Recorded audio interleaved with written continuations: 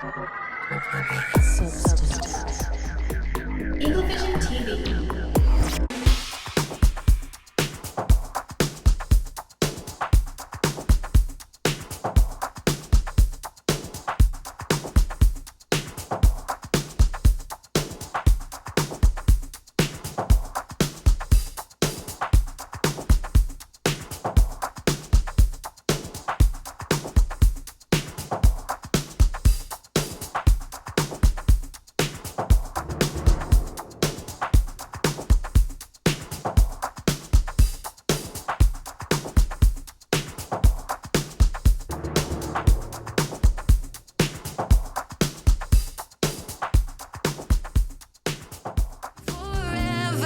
Tell me I'm ecstasy, everything you need. I wanna know you'll chase me to the clouds. I can see it in my head, it's better than the others. I know it could be the best, yeah, I could be your lover.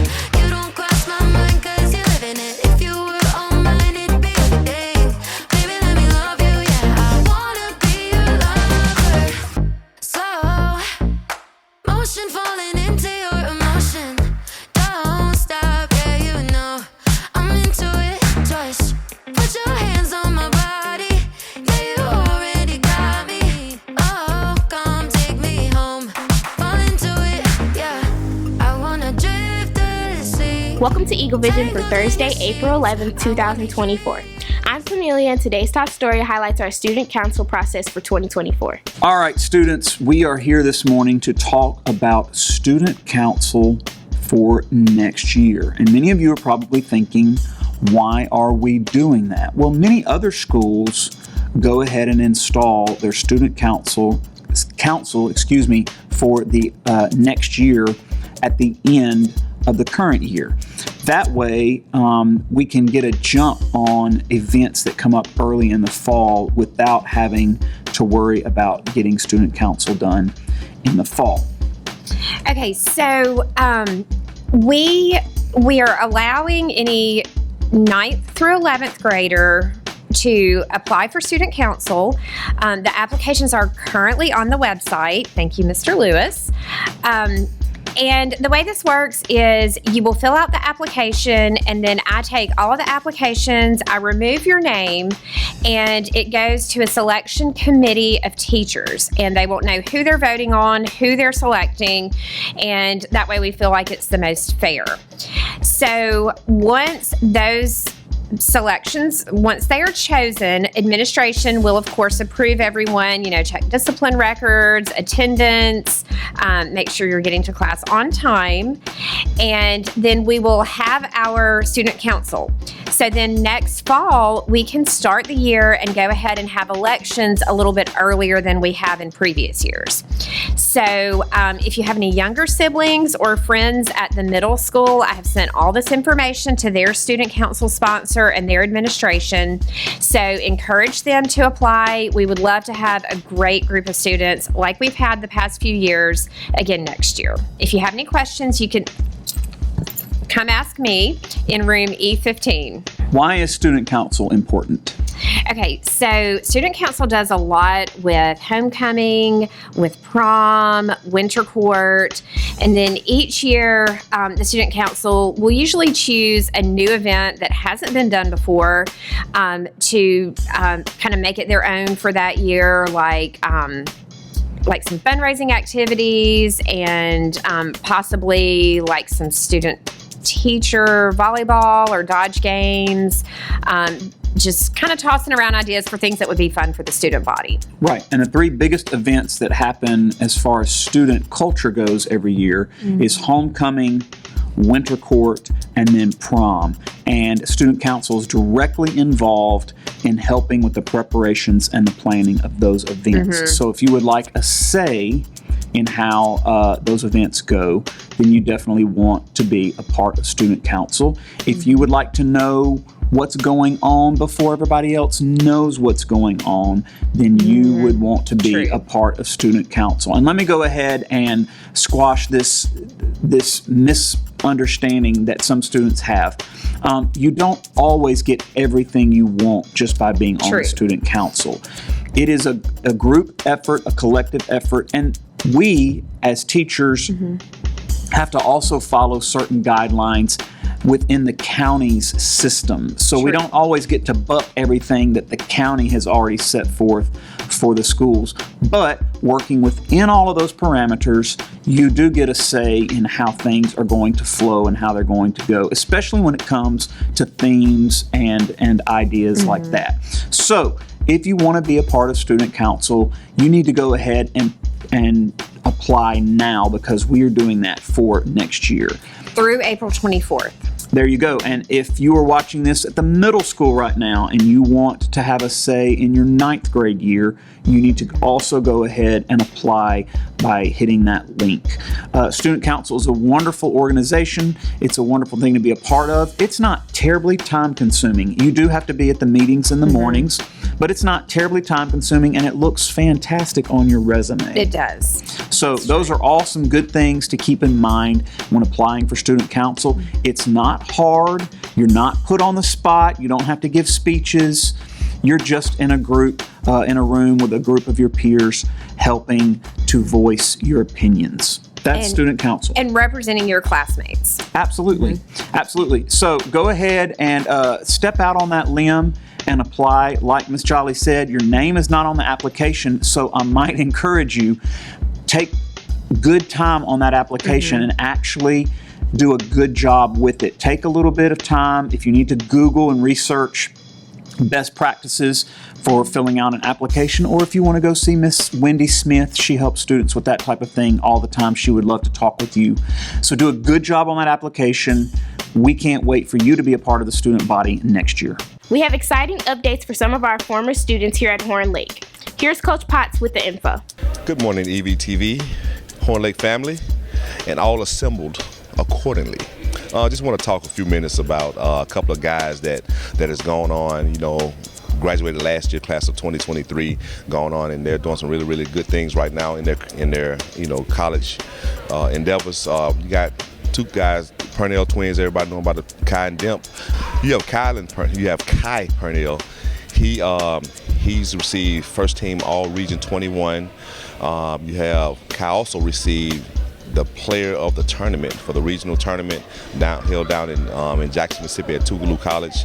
He was a player of the tournament. He was the most valuable player of that tournament.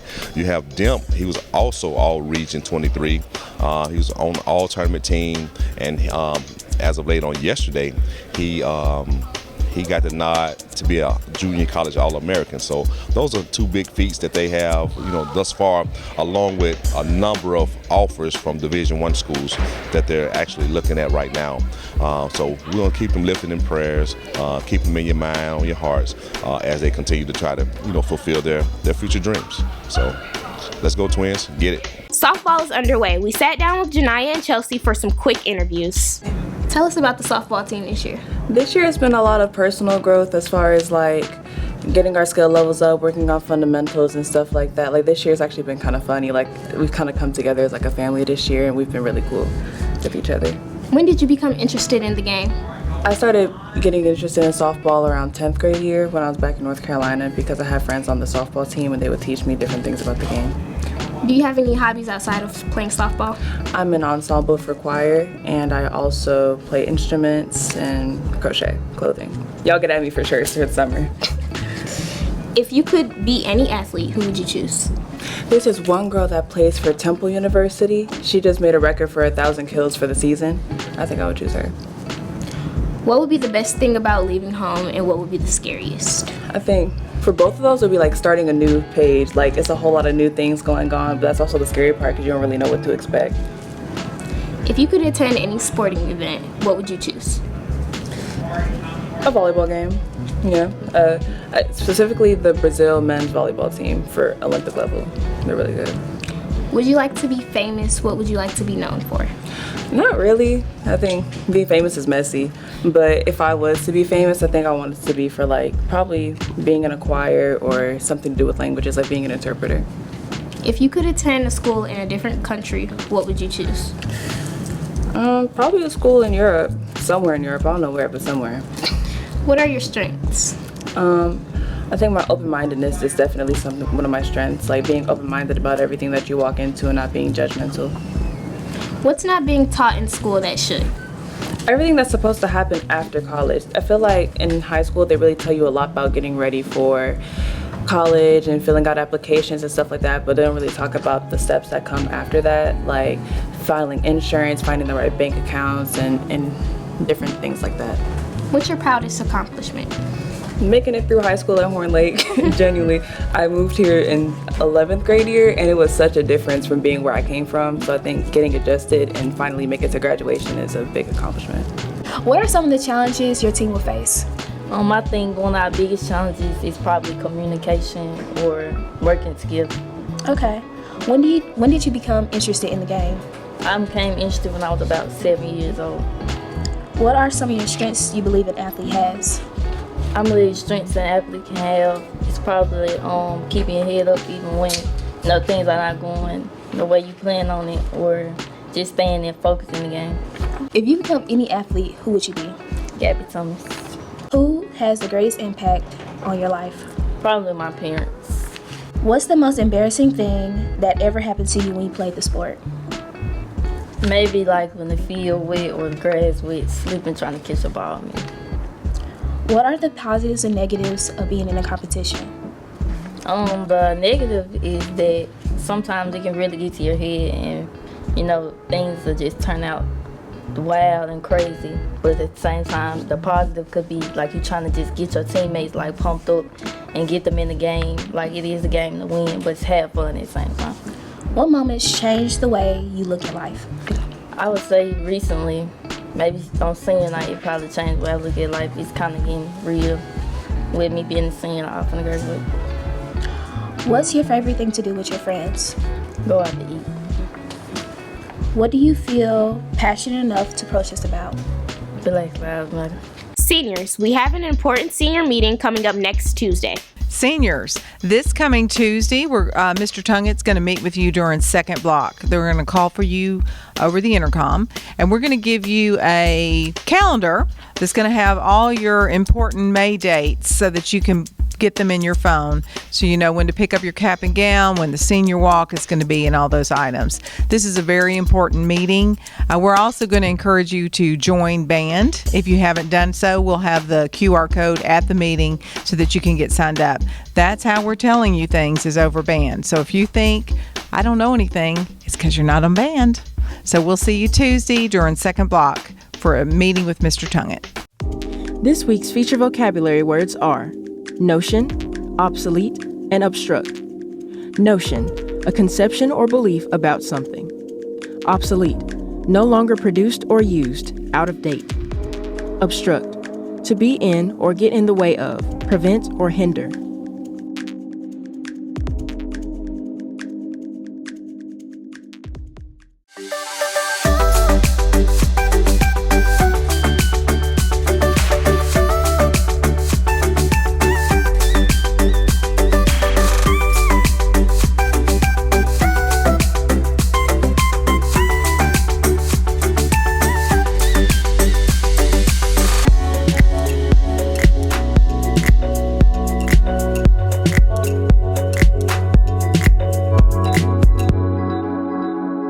That's it for today's episode. Here at Horn Lake, we are better students, always growing and expecting more. Stay tuned for your lunch menus and athletic schedules. We'll see you here tomorrow. Have a fantastic day. Everything you need, I wanna know you'll chase me to the